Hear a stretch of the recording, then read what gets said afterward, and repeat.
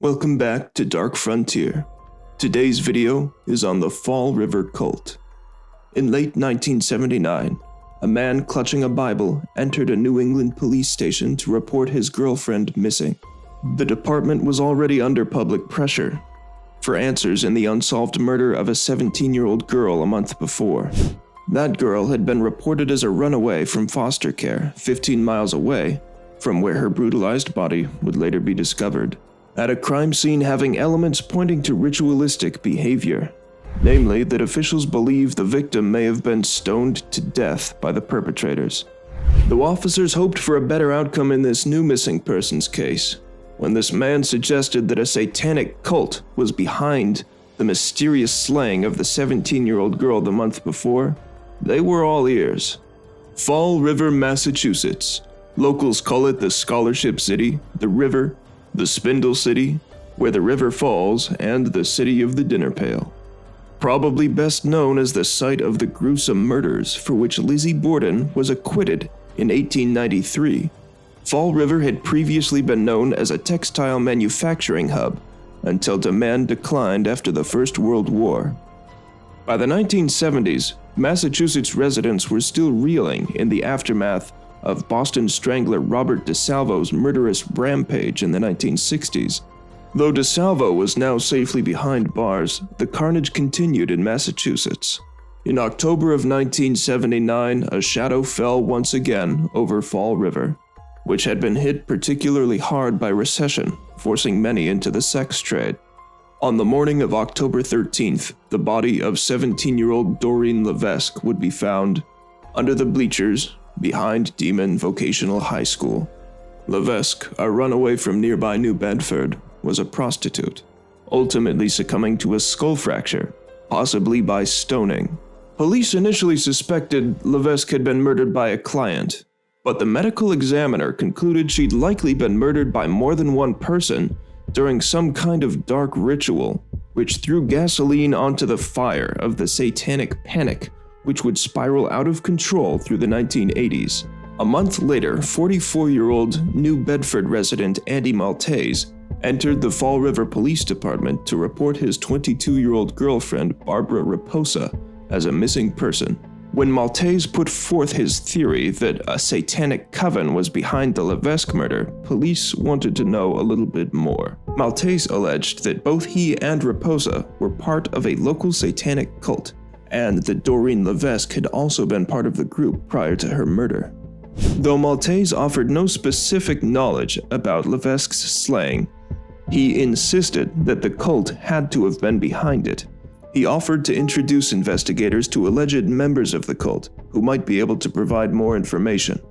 Like Levesque and Raposa, 20-year-old Karen Marsden had been a runaway who turned to drugs and prostitution. Marsden's same-sex lover, Robin Murphy, had also tried her hand at prostitution, but was now making a name for herself as a pimp at only 17 years old. Murphy remained tight-lipped, but Marsden told investigators that Carl Drew, a 26-year-old rival pimp, had been responsible for Levesque's death. Indeed, Carl Drew had a reputation for violence, ruling his Bedford Street territory with an iron fist, having run away from home himself at 14 to escape an abusive father. Illiterate Carl Drew soon fell into a life of crime on the street. He would later become Doreen Levesque's pimp, but Marsden would refer to him simply as the devil, and said she feared retribution for talking to the police. She claimed Drew had turned his sex ring into a satanic cult, maintaining control of the girls with alleged threats of violence and death, led police to a secluded area of the Freetown State Forest where they claimed rituals were performed. Marsden told police Drew had threatened to inject acid into her veins and dump her body into a nearby pond as a soul offering to Satan if she ever talked to the police. Finally having a lead, police offered Marsden witness protection, but she declined. He initially denied any knowledge of her murder, but later told police he'd had a psychic dream from which he was able to relay some details of the crime scene that were accurate, that had not been released to the public. from which he was able to provide accurate details about the crime scene that had not yet been made public. He was arrested and charged with Raposa's murder in short order. Robin Murphy offered to testify against him, alleging she had been a witness to the murders of both young women. In exchange for her testimony, Murphy secured protective custody and immunity from prosecution in the murders. According to Murphy's story, Maltese killed Raposa when he learned she'd been cheating on him. Murphy said she hadn't reported the murder because Maltese had threatened to do the same to her. Although the Raposa crime scene had nearly identical forensic evidence to the Levesque scene, Murphy pointed away from Maltese in the prior slaying of the 17-year-old girl. Instead, Murphy alleged she'd been with Drew, Marsden, and a man named Willie Smith when Drew forced Levesque into his car for allegedly leaving the cult to branch out on her own as a prostitute. She claimed Drew and Smith dragged Levesque to the bleachers, while Murphy and Marsden remained in the car, and that she didn't even know the girl had been murdered until she read about it in the paper. Though she agreed Drew was behind the Levesque murder, she inferred that Murphy had played a much larger role than she was letting on. Marsden alleged that it was Murphy who'd ordered fellow witnesses to take part in the mutilations of Levesque and Raposa to ensure their silence. Marsden's history of drug use, however, made her an unreliable witness. She was last seen by police, dropping her off to see a priest. She would then be reported missing in February, but it would be 2 months before Marsden's partial skull would be discovered in Westport. But in her death, her claims about Murphy would be vindicated when former prostitute Maureen Sonny Sparta, Murphy's former lover, Sparta claimed to have hosted satanic rituals in her Harbor Terrace apartment, where she also took in troubled young girls, and also said Murphy had confessed to her of having killed Marsden. More information came from Carol Fletcher, who told police she'd driven Murphy, Drew, and another pimp named Carl Davis out into the woods, where Marsden would allegedly be sacrificed to Satan. Despite believing she'd be immune to prosecution, this new information led to the arrest of Murphy, along with Drew and Davis. During interrogation, Murphy claimed to have been forced by Drew and Davis to participate in Marsden's murder. Murphy claimed she was instructed to drag Marsden out of the car by her hair, pulling her hair out in the process before they stoned the victim. Murphy claimed Fletcher also participated. Drew, according to Murphy, then cut off one of Marsden's fingers before snapping her neck. Murphy claimed she was then instructed to slit Marsden's throat so that her head could then be removed. She further alleged that Drew and Davis went on to play soccer with the disembodied head. According to Murphy's account, Marsden's body was further mutilated in service to Satan, and she was then ordered to do some very advertiser-unfriendly things before Marsden's body would finally be set ablaze. So what really happened here? Though there was plenty of corroboration suggesting that there actually was a satanic cult operating out of Fall River, Sparta claimed that only animals and not humans would be sacrificed for their blood. Carl Drew even admitted to police that he worshipped Satan, but steadfastly denied any involvement with an organized group. Subsequent searches of the forest would yield cult-related items, but none could be tied to the murders that Drew, Maltese, Davis, and Murphy would stand trial for.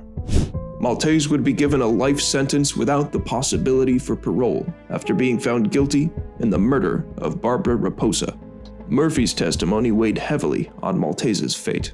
It would later be revealed that Maltese had one previous conviction for rape and was suspected for others. Murphy would go on to claim that Maltese had assaulted her when she was only 11 years old, and that she was aware of him assaulting other young girls that she would bring to him. Maltese's arrest records show a pattern of crimes similar to the MO of the murders, but that information was never turned over to Drew's defense team. Maltese died of cancer in prison in 1998 without facing further charges. Murphy's attorney arranged for her to plead guilty to the lesser charge of second-degree murder in the Marsden case, in exchange for testifying against co-defendants Drew and Davis.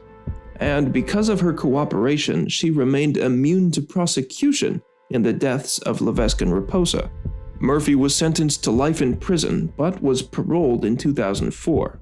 She'd wind up back behind bars in 2007 for parole violations, and she remains there to this day.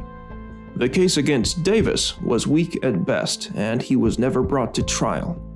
A year later, however, he was arrested for assaulting and stabbing Sonny Sparta, who at the time was 3 months pregnant. According to Drew, Davis believed Sparta had information implicating Davis and Murphy in the murder of Marsden, but that the information would also exonerate Drew. Davis served 7 years for the attack before being released.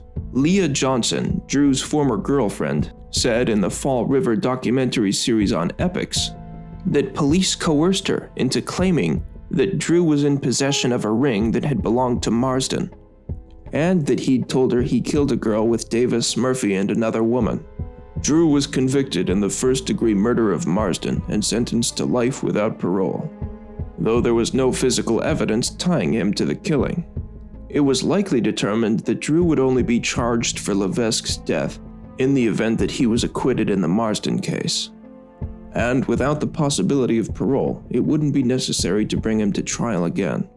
In 1984, seeking a new trial, Robin Murphy recanted her testimony. In the Epix documentary, Drew revealed that he and Murphy had been acquainted prior to the murders, and that he'd slapped her in the face during an argument, knocking her to the floor. Murphy, trying to make a name for herself as a tough and street-smart pimp at the time, likely never forgot that incident. She'd been abused by men for more than half her life. Putting those two behind bars must have felt satisfying.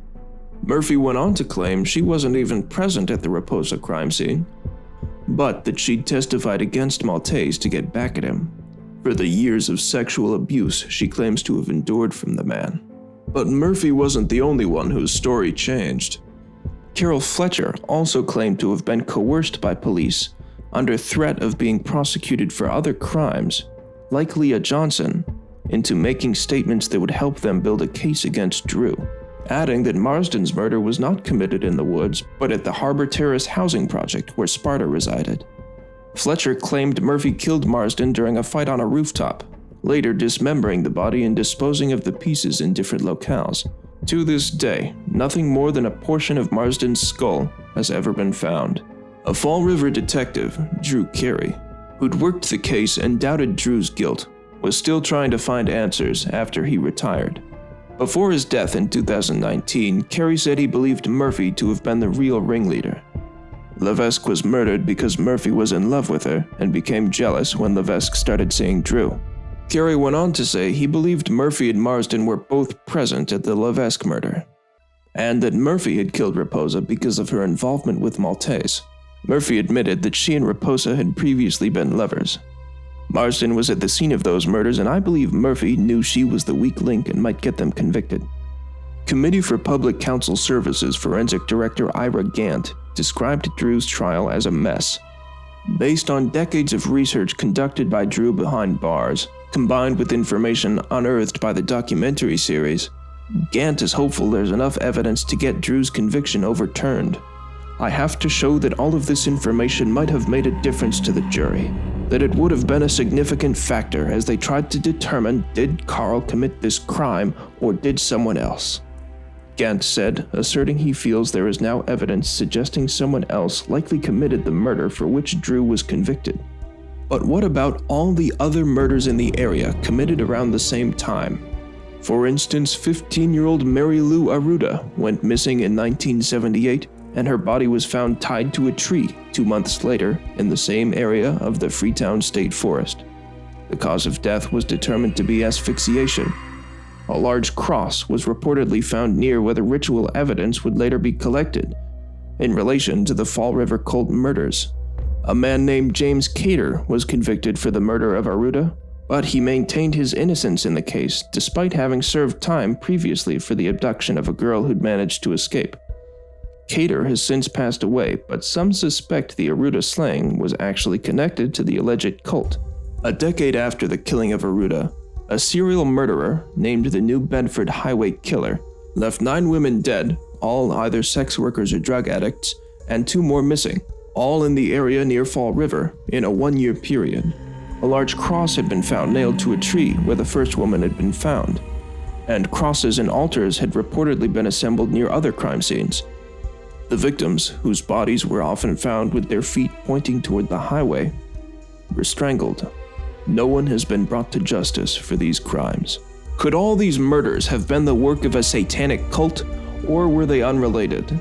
Does a dark coven that commits ritual human sacrifice dwell beneath the charming New England facade around Fall River? Or is this just another case of the satanic panic polluting the facts around each individual murder? Could it be that our sense of morality is searching for something evil to explain why awful things happen? Or was Baudelaire correct when he said the greatest trick the devil ever pulled was convincing the world he didn't exist?